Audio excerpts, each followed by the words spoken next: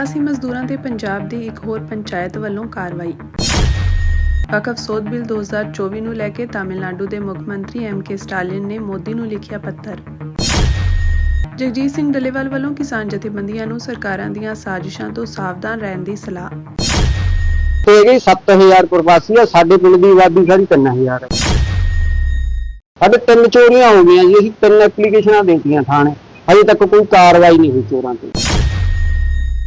ਜਿਹੜੀ ਉਹ ਕੰਪਲੇਂਟ ਆਈ ਸੀ ਉਸ ਸੰਬੰਧ ਦੇ ਵਿੱਚ ਅਸੀਂ ਜਿਨ੍ਹਾਂ ਦੇ ਖਿਲਾਫ 22 ਨੇਮ ਸੀ, ਉਹ ਅਸੀਂ ਜਿਹੜੇ 5 ਬੰਦੇ ਸੀਗੇ ਉਹ ਆਇਡੈਂਟੀਫਾਈ ਕਰਕੇ ਉਹਨਾਂ ਦੀ ਜਿਹੜੀ ਸੀ ਪ੍ਰੀਵੈਂਟਿਵ ਐਕਸ਼ਨ ਲੈ ਲਿਆ ਸੀਗਾ।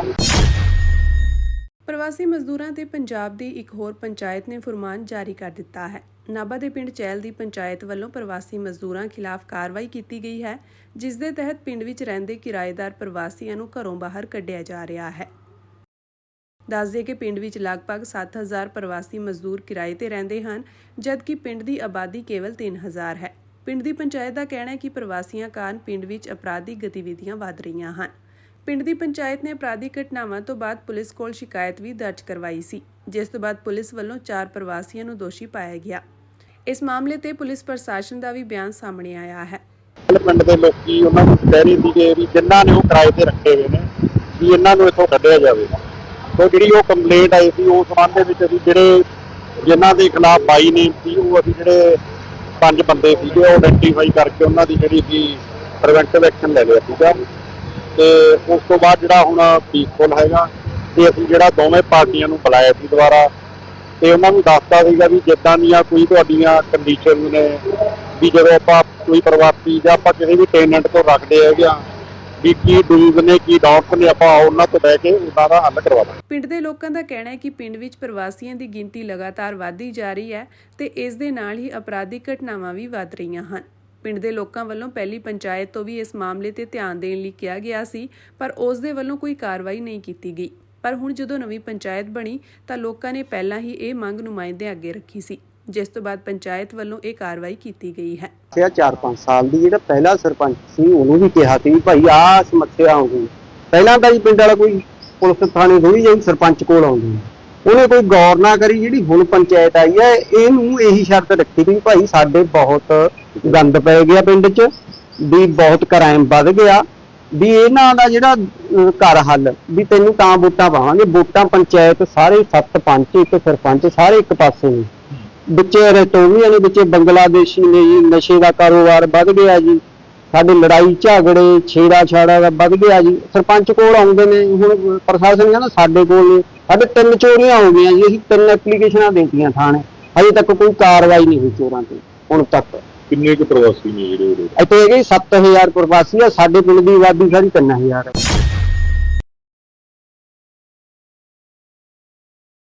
ਤਾਮਿਲਨਾਡੂ ਦੇ ਮੁੱਖ ਮੰਤਰੀ M.K. ਸਟਾਲਿਨ ਨੇ ਅੱਜ ਪ੍ਰਧਾਨ ਮੰਤਰੀ ਨਰਿੰਦਰ ਮੋਦੀ ਨੂੰ ਪੱਤਰ ਲਿਖ ਕੇ ਵਕਫ ਬਿੱਲ 2024 ਨੂੰ ਵਾਪਸ ਲੈਣ ਦੀ ਮੰਗ ਕੀਤੀ। ਉਨ੍ਹਾਂ ਦਾਅਵਾ ਕੀਤਾ ਕਿ ਇਹ ਬਿੱਲ ਮੁਸਲਮਾਨਾਂ ਦੇ ਹਿੱਤਾਂ ਨੂੰ ਨੁਕਸਾਨ ਪਹੁੰਚਾਏਗਾ। ਸਟਾਲਿਨ ਨੇ ਕਿਹਾ ਕਿ ਸੰਵਿਧਾਨ ਹਰੇਕ ਨਾਗਰਿਕ ਨੂੰ ਆਪਣੇ ਧਰਮ ਦੀ ਪਾਲਣਾ ਕਰਨ ਦਾ ਅਧਿਕਾਰ ਦਿੰਦਾ ਹੈ ਅਤੇ ਚੁਣੀਆਂ ਹੋਈਆਂ ਸਰਕਾਰਾਂ ਦਾ ਫਰਜ਼ ਹੈ ਕਿ ਉਹ ਇਸ ਅਧਿਕਾਰ ਨੂੰ ਬਣਾਈ ਰੱਖਣ ਅਤੇ ਸੁਰੱਖਿਅਤ ਰੱਖਣ। ਉਨ੍ਹਾਂ ਕਿਹਾ ਕਿ ਵਕਫ ਐਕਟ 1995 ਵਿੱਚ ਪ੍ਰਸਤਾਵਿਤ ਸੋਧਾਂ ਘੱਟ ਗਿਣਤੀਆਂ ਨੂੰ ਦਿੱਤੀਆਂ ਗਈਆਂ ਸੰਵਿਧਾਨਕ ਸੁਰੱਖਿਆਵਾਂ ਨੂੰ ਧਿਆਨ ਵਿੱਚ ਨਹੀਂ ਰੱਖਦੀਆਂ ਅਤੇ ਮੁਸਲਿਮ ਭਾਈਚਾਰੇ ਦੇ ਹਿੱਤਾਂ ਨੂੰ ਗੰਭੀਰ ਨੁਕਸਾਨ ਪਹੁੰਚਾਉਣਗੀਆਂ। ਮੁੱਖ ਮੰਤਰੀ ਪਹਿਲਾਂ ਹੀ ਵਕਫ ਸੋਧ ਬਿੱਲ ਦਾ ਵਿਰੋਧ ਕਰ ਚੁੱਕੇ ਹਨ। ਉਨ੍ਹਾਂ ਇਸ ਮੁੱਦੇ ਤੇ ਪ੍ਰਧਾਨ ਮੰਤਰੀ ਦੇ ਨਿੱਜੀ ਦਖਲ ਦੀ ਮੰਗ ਕੀਤੀ ਅਤੇ ਕਿਹਾ ਕਿ ਕੁਝ ਦਿਨ ਪਹਿਲਾਂ ਤਾਮਿਲਨਾਡੂ ਵਿਧਾਨ ਸਭਾ ਨੇ ਕੇਂਦਰ ਨੂੰ ਬਿੱਲ ਵਾਪਸ ਲੈਣ ਦੀ ਅਪੀਲ ਕਰਨ ਵਾਲਾ ਇੱਕ ਮਤਾ ਪਾਸ ਕੀਤਾ ਸੀ। ਸਟਾਲਿਨ ਨੇ ਕਿਹਾ ਕਿ ਮੌਜੂਦਾ ਵਕਫ ਐਕਟ ਦੇ ਉਪਬੰਧ ਸਮੇਂ ਦੀ ਪ੍ਰੀਖਿਆ ਤੇ ਖਰੇ ਉਤਰੇ ਹਨ ਅਤੇ ਵਕਫ ਜਾਇਦਾਦਾਂ ਨੂੰ ਸੁਰੱਖਿਆ ਪ੍ਰਦਾਨ ਕਰਦੇ ਹਨ। ਉਨ੍ਹਾਂ ਦਾਅਵਾ ਕੀਤਾ ਕਿ ਵਕਫ ਐਕਟਾਂ ਵਿੱਚ ਪ੍ਰਸਤਾਵਿਤ ਸੋਧਾਂ ਵਕਫ ਜਾਇਦਾਦਾਂ ਦੇ ਪ੍ਰਬੰਧਨ ਅਤੇ ਸੁਰੱਖਿਆ ਵਿੱਚ ਵਕਫ ਬੋਰਡਾਂ ਦੀਆਂ ਸ਼ਕਤੀਆਂ ਅਤੇ ਜ਼ਿੰਮੇਵਾਰੀਆਂ ਨੂੰ ਕਮਜ਼ੋਰ ਕਰ ਦੇਣਗੀਆਂ। ਮੁੱਖ ਮੰਤਰੀ ਨੇ ਇਹ ਵੀ ਦਾਅਵਾ ਕੀਤਾ ਕਿ ਮੌਜੂਦਾ ਐਕਟ ਵਿੱਚ ਪ੍ਰਸਤਾਵਿਤ ਵੱਡੇ ਪੱਧਰ ਤੇ ਸੋਧਾਂ ਇਸ ਦੀ ਮੂਲ ਭਾਵਨਾ ਨੂੰ ਕਮਜ਼ੋਰ ਕਰ ਦੇਣਗੀਆਂ। ਦੱਸ ਦਈਏ ਕਿ ਇਸ ਬਿੱਲ ਨੂੰ ਲੈ ਕੇ ਮੁਸਲਿਮ ਸਮਾਜ ਦਾ ਇੱਕ ਤਬਕਾ ਇਸ ਦਾ ਸਮਰਥਨ ਕਰ ਰਿਹਾ ਹੈ ਤਾਂ ਦੂਜਾ ਤਬਕਾ ਇਸ ਦਾ ਵਿਰੋਧ ਕਰ ਰਿਹਾ ਹੈ। ਕਈ ਮੁਸਲਿਮ ਸ਼ਖਸੀਅਤਾਂ ਦਾ ਕਹਿਣਾ ਹੈ ਕਿ ਸਰਕਾਰ ਘੱਟ ਗਿਣਤੀ ਭਾਈਚਾਰੇ ਦੇ ਧਾਰਮਿਕ ਮਾਮਲਿਆਂ ਵਿੱਚ ਸਰਕਾਰੀ ਦਖਲਅੰਦਾਜ਼ੀ ਵਧਾ ਰਹੀ ਹੈ ਤੇ ਇਸੇ ਮਕਸਦ ਨਾਲ ਇਸ ਬਿੱਲ ਨੂੰ ਪਾਸ ਕਰਵਾਉਣਾ ਚਾਹੁੰਦੀ ਹੈ। ਉੱਥੇ ਹੀ ਸਰਕਾਰ ਦਾ ਕਹਿਣਾ ਹੈ ਕਿ ਵਕਫ ਸੋਧ ਬਿੱਲ ਜ਼ਰੀਏ ਉਹ ਵਕਫ ਨਾਲ ਜੁੜੀਆਂ ਜਾਇਦਾਦਾਂ ਦਾ ਬਿਹਤਰ ਪ੍ਰਬੰਧਨ ਯਕੀਨੀ ਕਰੇਗੀ। ਸਰਕਾਰ ਦਾ ਕਹਿਣਾ ਹੈ ਕਿ ਕਿਸੇ ਦਾ ਹੱਕ ਖੋਹਣ ਦੀ ਗੱਲ ਤਾਂ ਦੂਰ, ਇਹ ਬਿੱਲ ਉਹਨਾਂ ਨੂੰ ਹੱਕ ਦੇਣ ਲਈ ਲਿਆਂਦਾ ਗਿਆ ਹੈ। ਦਰਅਸਲ ਕੇਂਦਰ ਸਰਕਾਰ ਦਹਾਕਿਆਂ ਪੁਰਾਣੇ ਵਕਫ ਐਕਟ ਨੂੰ ਬਦਲਣਾ ਚਾਹੁੰਦੀ ਹੈ, ਜਿਸ ਪਿੱਛੇ ਦਲੀਲ ਦਿੱਤੀ ਜਾ ਰਹੀ ਹੈ ਕਿ ਇਹ ਨਵਾਂ ਬਿੱਲ ਵਕਫ ਜਾਇਦਾਦਾਂ ਦੀ ਬਿਹਤਰ ਵਰਤੋਂ ਲਈ ਹੈ। ਪਰ ਇਸ ਬਿੱਲ ਦਾ ਵਿਰੋਧ ਕਰਨ ਵਾਲਿਆਂ ਦਾ ਕਹਿਣਾ ਹੈ ਕਿ ਸਰਕਾਰ ਬਿੱਲ ਵਿੱਚ ਬਦਲਾਅ ਕਰਨ ਦੇ ਬਹਾਨੇ ਵਕਫ ਜਾਇਦਾਦਾਂ ਤੇ ਕਬਜ਼ਾ ਕਰਨਾ ਚਾਹੁੰਦੀ ਹੈ। ਵਕਫ ਸੋਧ ਤੇ ਨਵਾਂ ਬਿੱਲ 1995 ਦੇ ਵਕਫ ਐਕਟ ਵਿੱਚ ਸੋਧ ਕਰਨ ਲਈ ਲਿਆਂਦਾ ਗਿਆ ਹੈ। ਇਸ ਬਿੱਲ ਦਾ ਨਾਮ United Waqf management empowerment efficiency and development act 1995 ਹੈ। ਤੁਹਾਨੂੰ ਦੱਸ ਦਈਏ ਕਿ ਵਕਫ ਕੋਈ ਵੀ ਚਲ ਜਾਂ ਅਚਲ ਜਾਇਦਾਦ ਹੈ ਜਿਸ ਨੂੰ ਕੋਈ ਵੀ ਵਿਅਕਤੀ ਜੋ ਇਸਲਾਮ ਨੂੰ ਮੰਨਦਾ ਹੈ ਧਾਰਮਿਕ ਮਕਸਦ ਜਾਂ ਦਾਨੀ ਉਦੇਸ਼ਾਂ ਲਈ ਦਾਨ ਕਰਦਾ ਹੈ। ਇਹ ਜਾਇਦਾਦ ਸਮਾਜ ਦੇ ਭਲੇ ਲਈ ਸਮਾਜ ਦਾ ਹਿੱਸਾ ਬਣ ਜਾਂਦੀ ਹੈ ਅਤੇ ਅੱਲਾਹ ਤੋਂ ਇਲਾਵਾ ਕੋਈ ਵੀ ਇਸ ਦਾ ਮਾਲਕ ਨਹੀਂ ਹੁੰਦਾ ਅਤੇ ਨਾ ਹੀ ਹੋ ਸਕਦਾ ਹੈ। ਵਕਫ ਜਾਇਦਾਦਾਂ ਨੂੰ ਖਰੀਦਿਆ ਜਾਂ ਵੇਚਿਆ ਨਹੀਂ ਜਾ ਸਕਦਾ ਅਤੇ ਨਾ ਹੀ ਉਹਨਾਂ ਨੂੰ ਕਿਸੇ ਹੋਰ ਦੇ ਨਾਮ ਕੀਤਾ ਜਾ ਸਕਦਾ ਹੈ। ਵਕਫ ਵੈਲਫੇਅਰ ਦੇ ਚੇਅਰਮੈਨ ਜਾਵੇਦ ਅਹਿਮਦ ਕਹਿੰਦੇ ਹਨ ਕਿ ਵਕਫ ਇੱਕ ਅਰਬੀ ਸ਼ਬਦ ਹੈ ਜਿਸ ਦਾ ਅਰਥ ਹੈ ਰਹਿਣਾ। ਜਦੋਂ ਵੀ ਕੋਈ ਜਾਇਦਾਦ ਅੱਲਾਹ ਦੇ ਨਾਮ ਤੇ ਵਕਫ ਕੀਤੀ ਜਾਂਦੀ ਹੈ ਤਾਂ ਇਹ ਹਮੇਸ਼ਾ ਅੱਲਾਹ ਦੇ ਨਾਮ ਤੇ ਰਹਿੰਦੀ ਹੈ, ਫਿਰ ਇਸ ਵਿੱਚ ਕੋਈ ਬਦਲਾਅ ਨਹੀਂ ਕੀਤਾ ਜਾ ਸਕਦਾ। ਭਾਰਤ ਦੀ ਸੁਪਰੀਮ ਕੋਰਟ ਨੇ ਜਨਵਰੀ 1998 ਵਿੱਚ ਦਿੱਤੇ ਆਪਣੇ ਇੱਕ ਫੈਸਲੇ ਵਿੱਚ ਇਹ ਵੀ ਕਿਹਾ ਸੀ ਕਿ ਇੱਕ ਵਾਰ ਜਦੋਂ ਕੋਈ ਜਾਇਦਾਦ ਵਕਫ ਹੋ ਜਾਂਦੀ ਹੈ ਤਾਂ ਇਹ ਹਮੇਸ਼ਾ ਲਈ ਵਕਫ ਰਹਿੰਦੀ ਹੈ। ਸਰਕਾਰਾਂ ਅੰਦੋਲਨਕਾਰੀ ਲੋਕਾਂ ਨੂੰ ਬਦਨਾਮ ਕਰਨ ਦੇ ਰਸਤੇ ਲੱਭਦੀਆਂ ਹੁੰਦੀਆਂ ਔਰ ਉਹਦੇ ਰਾਹੀਂ ਇਹਨਾਂ ਕੋਲ ਇੱਕ ਬਹੁਤ ਵੱਡਾ ਤੰਤਰ ਹੈ ਜਿਹੜਾ ਆਪਣੇ ਖਿਲਾਫ ਵਰਤਣ ਦੀ ਕੋਸ਼ਿਸ਼ ਕਰਦੀਆਂ ਨੇ ਤੇ ਕਰਨਗੀਆਂ ਅੱਗੇ ਵੀ। ਸੋ ਇਸ ਗੱਲ ਨੂੰ ਸਮਝਣ ਦੀ ਲੋੜ ਹੈ। ਇਹ ਸਾਰੀ ਇੱਕ ਚਾਲ ਚੱਲੀ ਜਾ ਰਹੀ ਹੈ ਆਪਾਂ ਨੂੰ ਬਦਨਾਮ ਕਰਨ ਦੀ ਖਾਤਰ। ਕਿਸਾਨ ਆਗੂ ਜਗਜੀਤ ਸਿੰਘ ਡੱਲੇਵਾਲ ਨੇ ਕਿਸਾਨ ਜਥੇਬੰਦੀਆਂ ਲਈ ਵੀਡੀਓ ਸੰਦੇਸ਼ ਜਾਰੀ ਕਰਦਿਆਂ ਕਿਹਾ ਕਿ ਬੀਤੇ ਦਿਨ ਤੋਂ ਜਥੇਬੰਦੀਆਂ ਦੇ ਪੇਜਾਂ ਤੋਂ ਅਤੇ ਕਈ ਤਰ੍ਹਾਂ ਦੀ ਐਪਾਂ ਵੱਲੋਂ ਜਿਵੇਂ AI ਤੋਂ ਬਹੁਤ ਵਧਾ ਚੜ੍ਹਾ ਕੇ ਕਿਸਾਨਾਂ ਬਾਰੇ ਬੋਲਿਆ ਤੇ ਦੱਸਿਆ ਜਾ ਰਿਹਾ ਹੈ। ਇਹ ਸਭ ਸਰਕਾਰਾਂ ਤੇ ਏਜੰਸੀਆਂ ਦੇ ਕੰਮ ਹਨ। ਸਰਕਾਰਾਂ ਅੰਦੋਲਨਕਾਰੀਆਂ ਨੂੰ ਬਦਨਾਮ ਕਰਨ ਦੇ ਰਸਤੇ ਲੱਭਦੀਆਂ ਹਨ, ਇਸ ਲਈ ਉਹ AI ਦੀ ਵਰਤੋਂ ਕਰ ਰਹੀਆਂ ਹਨ। ਇਹ ਐਪਾਂ ਕਿਸੇ ਆਮ ਆਦਮੀ ਵੱਲੋਂ ਚਲਾਈਆਂ ਨਹੀਂ ਜਾਂਦੀਆਂ, ਇਹ ਕਾਰਪੋਰੇਟ ਘਰਾਣਿਆਂ ਵੱਲੋਂ ਚਲਾਈਆਂ ਜਾਂਦੀਆਂ ਹਨ। ਇਹ ਸਾਰੀ ਕਿਸਾਨਾਂ ਨੂੰ ਬਦਨਾਮ ਕਰਨ ਦੀ ਚਾਲ ਚੱਲੀ ਜਾ ਰਹੀ ਹੈ। ਕੱਲ ਤੋਂ ਆਪਾਂ ਦੇਖ ਰਹੇ ਹਾਂ ਆਪਣੇ ਜਥੇਬੰਦੀ ਦੇ ਪੇਜਾਂ ਤੋਂ ਕਈ ਤਰ੍ਹਾਂ ਦੀਆਂ ਇਹੋ ਜਿਹੀਆਂ ਐਪਾਂ ਵੱਲੋਂ ਜਿਹੜੀਆਂ ਇੰਟੈਲੀਜੈਂਸ ਦੀਆਂ ਐਪਾਂ ਨੇ ਉਹਨਾਂ ਤੋਂ ਬਹੁਤ ਵਧਾ ਚੜ੍ਹਾ ਕੇ ਆਪਣੇ ਬਾਰੇ ਬੋਲਿਆ ਜਾ ਰਿਹਾ, ਦੱਸਿਆ ਜਾ ਰਿਹਾ ਹੈ। ਸਭ ਤੋਂ ਪਹਿਲਾਂ ਤਾਂ ਮੈਂ ਦੱਸਣਾ ਚਾਹੁੰਦਾ ਕਿ ਦੋਸਤੋ ਇਹ ਸਭ ਏਜੰਸੀਆਂ ਦੇ ਕੰਮ ਹੁੰਦੇ ਹੈ, ਸਰਕਾਰਾਂ ਦੇ ਕੰਮ ਹੁੰਦੇ ਹੈ। ਸਰਕਾਰਾਂ ਅੰਦੋਲਨਕਾਰੀ ਲੋਕਾਂ ਨੂੰ ਬਦਨਾਮ ਕਰਨ ਦੇ ਰਸਤੇ ਲੱਭਦੀਆਂ ਹੁੰਦੀਆਂ ਔਰ ਉਹਦੇ ਰਾਹੀਂ ਇਹਨਾਂ ਕੋਲ ਇੱਕ ਬਹੁਤ ਵੱਡਾ ਤੰਤਰ ਹੈ ਜਿਹੜਾ ਆਪਣੇ ਖਿਲਾਫ ਵਰਤਣ ਦੀ ਕੋਸ਼ਿਸ਼ ਕਰਦੀਆਂ ਨੇ ਤੇ ਕਰਨਗੀਆਂ ਅੱਗੇ ਵੀ। ਕਿਉਂਕਿ ਇਹ ਜਿਹੀਆਂ ਐਪਾਂ ਚੱਲਦੀਆਂ ਨੇ ਜਿਹੜੀਆਂ ਉਹ ਕੋਈ ਆਮ ਆਦਮੀ ਦੀ ਤਾਂ ਚੱਲਦੀ ਨਹੀਂ, ਉਹ ਸਾਰੇ ਦੇ ਸਾਰੇ ਕਾਰਪੋਰੇਟ ਘਰਾਣਿਆਂ ਦੀਆਂ ਹੁੰਦੀਆਂ। ਤੇ ਆਪਾਂ ਜਿਹੜੇ ਲੋਕ ਕਾਰਪੋਰੇਟ ਲੋਕਾਂ ਦੇ ਖਿਲਾਫ ਲੜਨ ਵਾਲੇ ਲੋਕ ਆ, ਸੋਚੋ ਜਰਾ ਉਹ ਆਪਣੇ ਵਾਸਤੇ ਚੰਗੀ ਗੱਲ ਜਾਂ ਆਪਣੀ ਉਸਤਤ ਦੀ ਗੱਲ ਕਿਵੇਂ ਕਰ ਸਕਦੀਆਂ, ਉਹਨਾਂ ਦੇ ਮਗਰ ਕੋਈ ਚਾਲ ਹੁੰਦੀ ਹੈ। ਸੋ ਇਸ ਗੱਲ ਨੂੰ ਸਮਝਣ ਦੀ ਲੋੜ ਹੈ। ਇਹ ਸਾਰੀ ਇੱਕ ਚਾਲ ਚੱਲੀ ਜਾ ਰਹੀ ਹੈ ਆਪਾਂ ਨੂੰ ਬਦਨਾਮ ਕਰਨ ਦੀ ਖਾਤਰ। ਜੇ ਤੁਸੀਂ ਇਹਦੇ ਕੁਝ ਗੋਟੀਆਂ ਜੋੜਨ ਦੀ ਕੋਸ਼ਿਸ਼ ਕਰੋਗੇ ਫਿਰ ਤੁਹਾਨੂੰ ਪਤਾ ਲੱਗ ਜਾਏਗਾ ਸਾਰਾ ਆਪਣੇ ਆਪ। ਉਹਨਾਂ ਕਿਹਾ ਕਿ ਪਿਛਲੇ ਦਿਨੀ ਜਦੋਂ ਕਿਸਾਨ ਹਿਰਾਸਤ ਵਿੱਚ ਲਏ ਗਏ ਸਨ ਉਸ ਵੇਲੇ ਅਸੀਂ ਫੈਸਲਾ ਕੀਤਾ ਸੀ ਕਿ ਉਦੋਂ ਤੱਕ ਪਾਣੀ ਨਹੀਂ ਪੀਵਾਂਗੇ ਜਦੋਂ ਤੱਕ ਕਿਸਾਨਾਂ ਦੇ ਚੋਰੀ ਹੋਏ ਸਮਾਨ ਦੀ ਪੂਰਤੀ ਤੇ ਬਾਰਡਰ ਉੱਤੇ ਗੁਰਬਾਣੀ ਦਾ ਜੋ ਖੰਡਨ ਕੀਤਾ ਗਿਆ ਸੀ ਉਸ ਦੇ ਆਰੋਪੀਆਂ ਵਿਰੁੱਧ ਕਾਰਵਾਈ ਨਹੀਂ ਹੁੰਦੀ। ਇਸ ਦੇ ਮੱਦੇਨਜ਼ਰ ਜਿਸ ਦਿਨ ਕਿਸਾਨ ਰਿਹਾ ਹੋਏ ਤੇ ਪ੍ਰਸ਼ਾਸਨ ਵੱਲੋਂ ਵੀ ਭਰੋਸਾ ਦਿਵਾਇਆ ਗਿਆ ਸੀ ਕਿ ਗੁਰਬਾਣੀ ਦਾ ਖੰਡਨ ਕਰਨ ਵਾਲਿਆਂ ਵਿਰੁੱਧ ਕਾਰਵਾਈ ਕੀਤੀ ਜਾਵੇਗੀ, ਫਿਰ ਅਸੀਂ ਪਾਣੀ ਪੀਤਾ ਸੀ। ਸਰਕਾਰ ਨੇ ਸੁਪਰੀਮ ਕੋਰਟ ਵਿੱਚ ਜਾ ਕੇ ਕਹਿ ਦਿੱਤਾ ਕਿ ਡੱਲੇਵਾਲ ਨੇ ਮਰਨ ਵਰਤ ਛੱਡ ਦਿੱਤਾ ਹੈ। ਇਸ ਸੰਬੰਧੀ ਮਾਣਯੋਗ ਸੁਪਰੀਮ ਕੋਰਟ ਨੇ ਕਈ ਟਿੱਪਣੀਆਂ ਕੀਤੀਆਂ ਸਨ। ਡੱਲੇਵਾਲ ਨੇ ਅੱਗੇ ਕਿਹਾ ਕਿ ਸੁਪਰੀਮ ਕੋਰਟ ਨੇ ਕਿਹਾ ਸੀ ਕਿ ਡੱਲੇਵਾਲ ਬਹੁਤ ਵਧੀਆ ਕਿਸਾਨ ਲੀਡਰ ਹਨ, ਉਹ ਰਾਜਨੀਤੀ ਤੋਂ ਦੂਰ ਹਨ। ਸੁਪਰੀਮ ਕੋਰਟ ਨੇ ਆਪਣੀ ਟਿੱਪਣੀ ਵਿੱਚ ਸਾਡੀ ਉਪਮਾ ਕੀਤੀ ਸੀ। ਉਹਨਾਂ ਕਿਹਾ ਕਿ ਇੱਕ ਪਾਸੇ ਤਾਂ ਸੁਪਰੀਮ ਕੋਰਟ ਸਾਡੀ ਉਪਮਾ ਕਰ ਰਹੀ ਹੈ, ਦੂਜੇ ਪਾਸੇ ਜਦੋਂ ਕਿਸਾਨਾਂ ਦੇ ਇੱਕ ਸ਼ੁਭ ਚਿੰਤਕ ਨੇ ਸੁਪਰੀਮ ਕੋਰਟ ਵਿੱਚ ਰਿਟ ਪਾਈ ਕਿ ਕਿਸਾਨਾਂ ਉੱਤੇ ਸਰਕਾਰ ਨੇ ਗਲਤ ਹਮਲਾ ਕੀਤਾ ਹੈ ਤੇ ਤੁਹਾਡੇ ਹੁਕਮਾਂ ਦੀ ਉਲੰਘਣਾ ਕੀਤੀ ਹੈ, ਸੁਪਰੀਮ ਕੋਰਟ ਨੇ ਉਹ ਰਿਟ ਰੱਦ ਕਰ ਦਿੱਤੀ। ਉਹਨਾਂ ਕਿਹਾ ਕਿ ਜੇਕਰ ਸੁਪਰੀਮ ਕੋਰਟ ਨੂੰ ਕਾਗਜ਼ਾਂ ਵਿੱਚ ਡੱਲੇਵਾਲ ਇੰਨਾ ਹੀ ਚੰਗਾ ਲੱਗਦਾ ਸੀ ਤਾਂ ਉਹ ਪਟੀਸ਼ਨ ਰੱਦ ਕਿਉਂ ਕੀਤੀ ਗਈ। ਉਹਨਾਂ ਕਿਹਾ ਕਿ ਜਦੋਂ ਕਿਸਾਨਾਂ ਦਾ ਅੰਦੋਲਨ ਖਨੌਰੀ ਬਾਰਡਰ ਉੱਤੇ ਚੱਲ ਰਿਹਾ ਸੀ ਤਾਂ ਰੋਜ਼ ਸੁਪਰੀਮ ਕੋਰਟ ਕਿਸਾਨਾਂ ਤੇ ਸਰਕਾਰ ਨੂੰ ਕਹਿੰਦਾ ਸੀ ਕਿ ਡੱਲੇਵਾਲ ਦੀ ਸਿਹਤ ਬਹੁਤ ਜ਼ਰੂਰੀ ਹੈ। ਸਰਕਾਰ ਉੱਤੇ ਵੀ ਦਬਾਅ ਪਾਇਆ ਜਾ ਰਿਹਾ ਸੀ ਕਿ ਡੱਲੇਵਾਲ ਨੂੰ ਮੈਡੀਕਲ ਟ੍ਰੀਟਮੈਂਟ ਦਿੱਤਾ ਜਾਵੇ।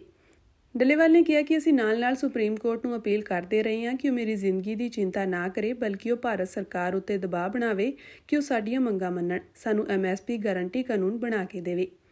ਪਰ ਸੁਪਰੀਮ ਕੋਰਟ ਨੇ ਕਦੇ ਵੀ ਭਾਰਤ ਸਰਕਾਰ ਵੱਲ ਮੂੰਹ ਨਹੀਂ ਕੀਤਾ।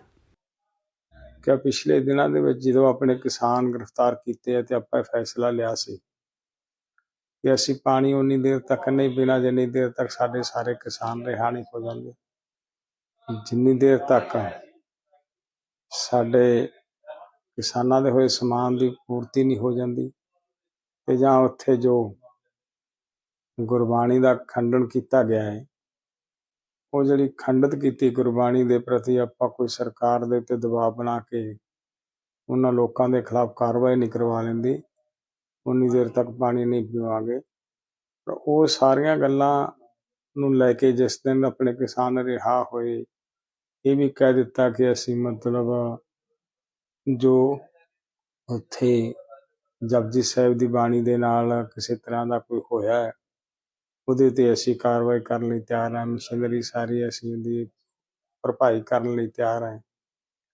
ਫਿਰ ਆਪਾਂ ਪਾਣੀ ਪੀਤਾ ਸੀ ਔਰ ਸਰਕਾਰ ਨੇ ਸੁਪਰੀਮ ਕੋਰਟ 'ਚ ਇਹ ਕਿਹਾ ਸੀ ਜਾ ਕੇ ਕਿ ਡੱਲੇਵਾਲ ਨੇ ਮਰਨ ਵਰਤ ਛੱਡਤਾ ਤੇ ਮਾਨਯੋਗ ਸੁਪਰੀਮ ਕੋਰਟ ਨੇ ਫਿਰ ਬੜੀਆਂ ਵੱਡੀਆਂ ਗੱਲਾਂ ਕਹੀਆਂ। ਇਹ ਕਿਹਾ ਸੀ, ਯਾਦ ਹੋਏਗਾ ਤੁਹਾਡੇ, ਕਿ ਜੀ ਡੱਲੇਵਾਲ ਤਾਂ ਬਹੁਤ ਚੰਗਾ ਲੀਡਰ ਹੈ, ਇਹ ਰਾਜਨੀਤੀ ਤੋਂ ਦੂਰ ਹੈ, ਫਲਾਣਾ ਹੈ ਫਲਾਣਾ, ਬੜੀ ਆਪਣੀ ਉਪਮਾ ਕੀਤੀ ਸੀ ਉਹਦੇ ਵਿੱਚ ਉਹਨਾਂ ਨੇ ਆਪਦੀ ਗੱਲ 'ਚ ਟਿੱਪਣੀ ਜੋ ਕੀਤੀ ਸੁਪਰੀਮ ਕੋਰਟ ਨੇ।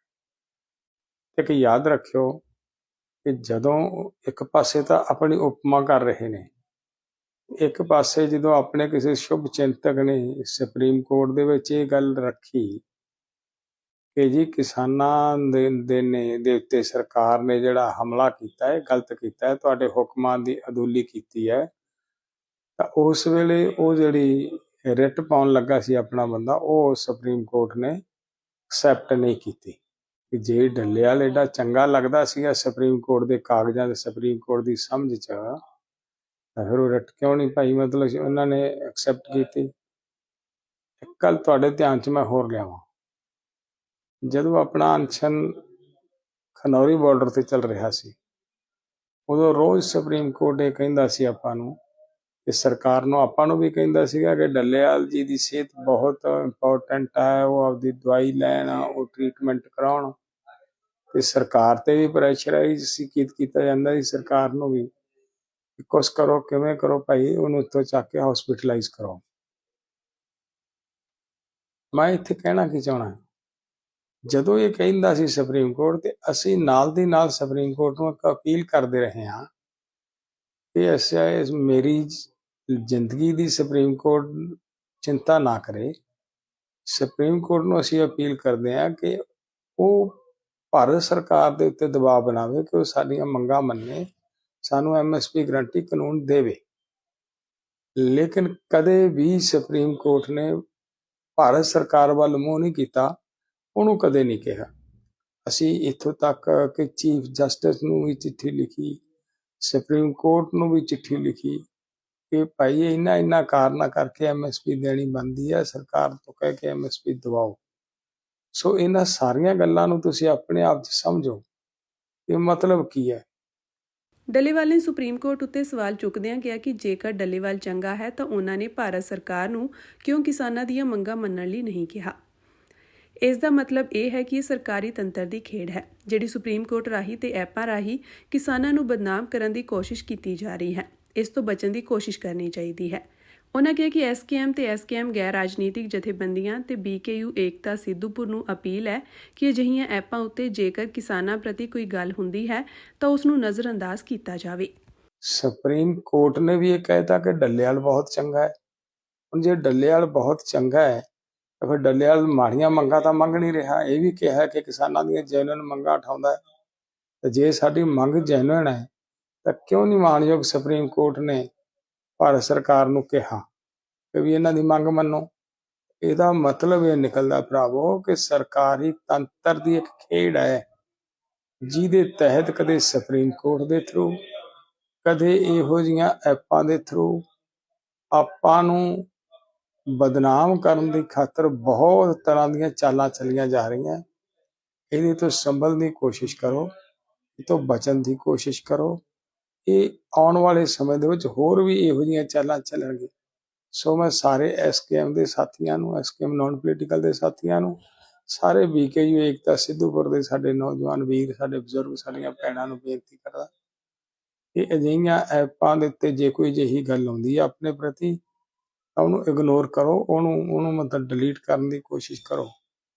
ਔਰ ਜਿਹੜਾ ਵੀ ਕਿਸੇ ਸਾਡੇ ਵੀਰ ਨੇ ਸਾਡੇ ਪੇਜਾਂ ਦੇ ਉੱਤੋਂ ਚਲਾਇਆ ਹੈ, ਉਹਨਾਂ ਦੀ ਵੀ ਅਸੀਂ ਕੋਸ਼ਿਸ਼ ਕਰ ਰਹੇ ਹਾਂ, ਲੱਭ ਰਹੇ ਹਾਂ ਕਿ ਉਹਨਾਂ ਨੇ ਸਾਡੇ ਪੇਜ ਤੋਂ ਇਹ ਗੱਲ ਨੂੰ ਕਿਉਂ ਮਤਲਬ ਫੈਲਾਉਣ ਦੀ ਕੋਸ਼ਿਸ਼ ਕੀਤੀ ਹੈ।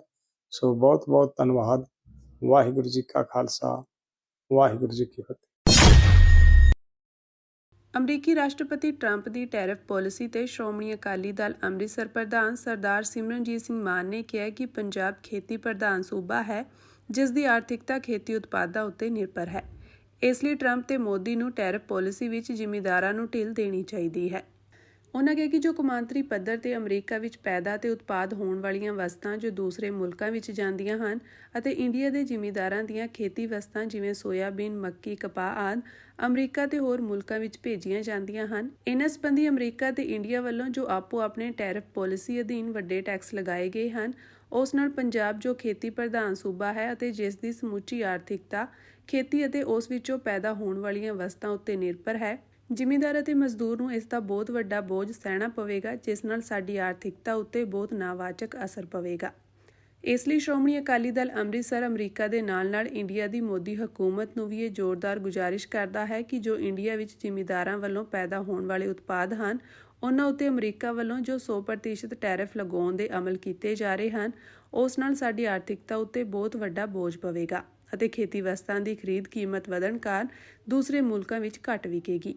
ਇਸੇ ਤਰ੍ਹਾਂ ਜੋ ਅਮਰੀਕਾ ਤੋਂ ਆਧੁਨਿਕ ਮਸ਼ੀਨਾਂ ਤੇ ਹੋਰ ਸਮਾਨ ਇੰਡੀਆ ਆਉਂਦਾ ਹੈ, ਉਸ ਉੱਤੇ ਵੀ ਇੰਡੀਆ ਵੱਲੋਂ ਘੱਟ ਤੋਂ ਘੱਟ ਟੈਕਸ ਲੱਗਣਾ ਚਾਹੀਦਾ ਹੈ, ਤਾਂ ਕਿ ਦੇਸ਼ ਨਿਵਾਸੀਆਂ ਨੂੰ ਘੱਟ ਕੀਮਤਾਂ ਤੇ ਇਹ ਆਧੁਨਿਕ ਮਸ਼ੀਨਾਂ ਤੇ ਹੋਰ ਵਸਤਾਂ ਸਹੀ ਕੀਮਤ ਤੇ ਪ੍ਰਾਪਤ ਹੋ ਸਕਣ ਅਤੇ ਸਾਡੀ ਆਰਥਿਕਤਾ ਪ੍ਰਫੁੱਲਤ ਹੋ ਸਕੇ। ਉਨ੍ਹਾਂ ਇਸ ਗੱਲ ਤੇ ਗਹਿਰਾ ਦੁੱਖ ਪ੍ਰਗਟ ਕੀਤਾ ਕਿ ਪੰਜਾਬ ਇੱਕ ਸਰਹੱਦੀ ਸੂਬਾ ਹੈ, ਜਿਸ ਉੱਤੇ ਕੋਈ ਨਾ ਕੋਈ ਬਾਹਰੀ ਤੇ ਮਾਲੀ ਬੋਝ ਅਕਸਰ ਹੀ ਪਿਆ ਰਹਿੰਦਾ ਹੈ। ਪੰਜਾਬ ਦੀ ਆਰਥਿਕਤਾ ਨੂੰ ਮਜ਼ਬੂਤ ਕਰਨ ਹਿੱਤ ਪੰਜਾਬ ਸੂਬੇ ਨੂੰ ਨਾ ਤਾਂ ਕੋਈ ਸੈਂਟਰ ਵੱਲੋਂ ਆਰਥਿਕ ਸਹਾਇਤਾ ਦਿੱਤੀ ਜਾ ਰਹੀ ਹੈ ਅਤੇ ਨਾ ਹੀ ਕੋਈ ਵੱਡੀ ਇੰਡਸਟਰੀ ਦਿੱਤੀ ਜਾ ਰਹੀ ਹੈ। ਜਦੋਂ ਕਿ ਗੁਜਰਾਤ ਵੀ ਇੱਕ ਸਰਹੱਦੀ ਸੂਬਾ ਹੈ, ਉੱਥੇ ਮੋਦੀ ਵੱਲੋਂ ਜਹਾਜ਼ਾਂ ਦੇ ਪੁਰਜੇ ਬਣਾਉਣ ਦਾ ਵੱਡਾ ਉਦਯੋਗ ਲਗਾਇਆ ਗਿਆ ਹੈ ਅਤੇ ਹੋਰ ਵੀ ਵੱਡੀਆਂ ਇੰਡਸਟਰੀਆਂ ਦਿੱਤੀਆਂ ਗਈਆਂ ਹਨ। ਪੰਜਾਬ ਨਾਲ ਸਰਹੱਦੀ ਸੂਬਾ ਕਹਿ ਕੇ ਕੇਵਲ ਵਿਤਕਰਾ ਹੀ ਨਹੀਂ ਕੀਤਾ ਜਾ ਰਿਹਾ, ਬਲਕਿ ਇਹਨਾਂ ਸਭ ਸਹੂਲਤਾਂ ਤੋਂ ਮੰਦਭਾਵਨਾ ਅਧੀਨ ਵਾਂਝਾ ਰੱਖ ਕੇ ਇਸ ਅਮੀਰ ਸੱਭਿਆਚਾਰ ਵਾਲੇ ਸੂਬੇ ਦੀ ਆਰਥਿਕਤਾ ਨੂੰ ਨੁਕਸਾਨ ਪਹੁੰਚਾਇਆ ਜਾ ਰਿਹਾ ਹੈ। 4 ਅਪ੍ਰੈਲ ਨੂੰ 12 ਵਜੇ ਠੀਕ ਤਹਿਸੀਲ ਤੇ ਬਲਾਕ ਹੈੱਡਕੁਆਟਰਾਂ ਤੇ ਸੱਦਾ ਦਿੱਤਾ ਹੈ ਵੀ ਟਰੰਪ ਤੇ ਮੋਦੀ ਦੋਨਾਂ ਦੇ ਪੁਤਲੇ ਆ ਜਿਹੜੇ ਉਹ ਸਾੜਨ ਜਾ ਰਹੇ ਆ। ਇਹਨਾਂ ਦੇ ਆਗੂ ਆ ਜਿਹੜੇ ਸਰਕਾਰ ਦੇ ਤੇ ਪੁਲਿਸ ਹੈ, ਉਹ ਕਿਸਾਨਾਂ ਦਾ ਟਰਾਲੀਆਂ ਤੇ ਫਰਿੱਜਾਂ ਪੱਖਿਆਂ ਤੱਕ ਉਹਨਾਂ ਨੇ ਚੋਰੀ ਕੀਤੇ ਆ, ਜਿਹੜੀ ਕਿ ਇੱਕ ਸ਼ਰਮਨਾਕ ਕਾਰਵਾਈ ਹੈ। ਸੰਯੁਕਤ ਕਿਸਾਨ ਮੋਰਚਾ ਦੀ ਅੱਜ ਅਹਿਮ ਮੀਟਿੰਗ ਹੋਈ। ਮੀਟਿੰਗ ਮਗਰੋਂ ਕਿਸਾਨਾਂ ਨੇ ਟਰੰਪ ਨੀਤੀ ਖਿਲਾਫ ਪ੍ਰਦਰਸ਼ਨ ਦਾ ਐਲਾਨ ਕੀਤਾ ਹੈ। ਪੱਤਰਕਾਰਾਂ ਨਾਲ ਗੱਲਬਾਤ ਕਰਦਿਆਂ ਜਥੇਬੰਦੀ ਦੇ ਆਗੂਆਂ ਨੇ ਜਾਣਕਾਰੀ ਦਿੱਤੀ ਕਿ ਕਿਸਾਨ ਜਥੇਬੰਦੀਆਂ ਵੱਲੋਂ 4 ਅਪ੍ਰੈਲ ਨੂੰ ਜ਼ਿਲ੍ਹਾ ਅਤੇ ਬਲਾਕ ਹੈੱਡਕੁਆਟਰਾਂ ਦੇ ਬਾਹਰ ਟਰੰਪ ਨੀਤੀ ਖਿਲਾਫ ਪ੍ਰਦਰਸ਼ਨ ਕਰਦਿਆਂ ਟਰੰਪ ਅਤੇ ਮੋਦੀ ਦੇ ਪੁਤਲੇ ਫੂਕੇ ਜਾਣਗੇ। ਕਿਸਾਨਾਂ ਨੇ ਕਿਹਾ ਕਿ ਟਰੰਪ ਨੀਤੀ ਕਾਰਨ ਕਿਸਾਨਾਂ ਸਮੇਤ ਹੋਰ ਕਾਰੋਬਾਰ ਵੀ ਪ੍ਰਭਾਵਿਤ ਹੋਣਗੇ, ਜਿਸ ਕਾਰਨ ਇਸ ਸੰਬੰਧੀ ਜਾਗਰੂਕ ਕਰਨ ਲਈ ਕਿਸਾਨਾਂ ਅਤੇ ਕਾਰੋਬਾਰੀਆਂ ਨੂੰ ਵੀ ਜਾਗਰੂਕ ਕੀਤਾ ਜਾਵੇਗਾ। ਅਮਰੀਕਾ ਦੇ ਵੱਲੋਂ ਅੱਜ 2 ਤਰੀਕ ਤੋਂ ਉਹਨਾਂ ਨੇ ਐਲਾਨ ਕਰ ਦਿੱਤਾ ਜੀ, 3 ਵਜੇ ਐਲਾਨ ਉਹਨਾਂ ਦਾ ਹੋ ਗਿਆ ਹੈ ਕਿ ਕਿਵੇਂ ਉਹਨਾਂ ਨੇ ਮਤਲਬ ਕਿ ਇੰਡੀਆ ਦੇ ਵਿੱਚ ਸਾਰੇ ਜੋ ਵੀ ਉਤਪਾਦ ਉਹਨਾਂ ਦੇ ਡੇਅਰੀ ਦੇ, ਪੋਲਟਰੀ ਦੇ ਤੇ ਅਨਾਜ ਹੈ ਜਿਹੜਾ ਉਹ ਇੱਥੇ ਆਉਣਾ, ਜਿਹਦੇ ਨਾਲ ਨਾ ਕੇਵਲ ਸਾਡੀ ਖੇਤੀ ਤਬਾਹ ਹੋਣੀ ਹੈ, ਉਹਦੇ ਨਾਲ ਜੁੜੇ ਹੋਏ ਸਾਰੇ ਧੰਦੇ ਤਬਾਹ ਹੋਣੇ ਆ, ਉਹਨਾਂ ਦੇ ਨਾਲ ਸਮਾਜ ਦੇ ਵਿੱਚ ਵੱਡੀ ਪੱਧਰ ਤੇ ਬੇਰੁਜ਼ਗਾਰੀ ਫੈਲਣੀ ਹੈ। ਜਦੋਂ ਸਾਡੇ ਕਾਰਖਾਨਿਆਂ ਨੇ ਬੰਦ ਹੋਣਾ, ਸਾਡੇ ਵਪਾਰ ਦਾ ਭੱਠਾ ਬੈਠਣਾ ਹੈ।